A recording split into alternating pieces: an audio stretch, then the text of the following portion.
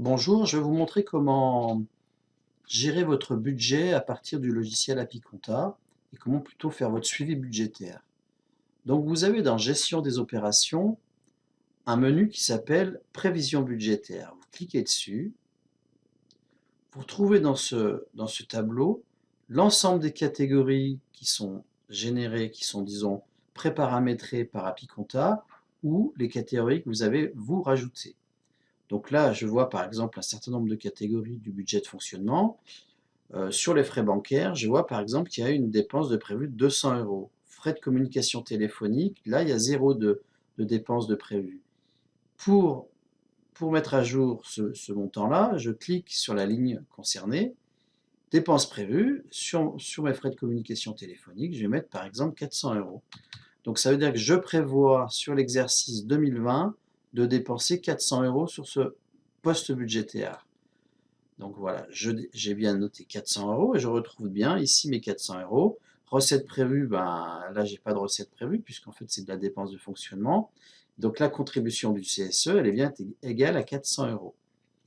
Maintenant, je vais passer une écriture, je vais, disons, payer une facture de communication téléphonique pour voir comment ça se passe. Donc je vais dans liste des opérations et comme d'habitude, là je vais créer une opération et je vais marquer par exemple l'intitulé c'est règlement téléphone.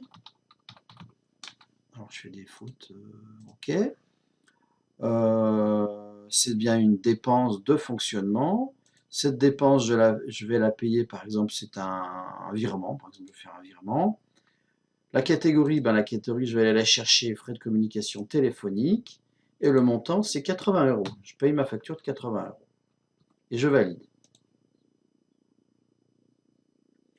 Voilà, j'ai bien mon écriture de 80 euros de règlement téléphonique sur la catégorie téléphone. Maintenant, je vais aller voir ce qui se passe au niveau du résultat.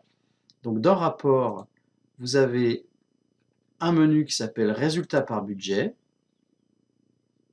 Je clique dessus et je vais voir ce qui se passe. Donc là, j'ai toutes mes catégories qui ont été créées comme tout à l'heure. Et là, je vais chercher, voilà, je trouve ici frais de communication téléphonique. J'ai budgété 400 euros et j'ai déjà dépensé 80 euros. C'est l'écriture que je viens de saisir. Donc, il me reste à dépenser par rapport au budget de l'année 2020 320 euros. Si je veux avoir une lisibilité un petit peu meilleure du tableau, j'ai deux cases à cocher. Une qui s'appelle masquer les lignes non mouvementées. Quand je clique dessus, un certain nombre de lignes qui sont égales à 0 ne vont pas s'afficher, ce qui me permet d'avoir une visibilité meilleure. Donc là, par exemple, je retrouve bien mes 320 euros, 400 euros, 80. J'avais par exemple des frais bancaires, j'ai budgété 200 euros. Fourniture de bureau, j'ai budgété 300 euros. Frais postaux, j'ai budgété 100 euros. J'ai déjà dépensé 50 euros. Donc, pourquoi des recettes et des recettes prévues, des recettes réalisées?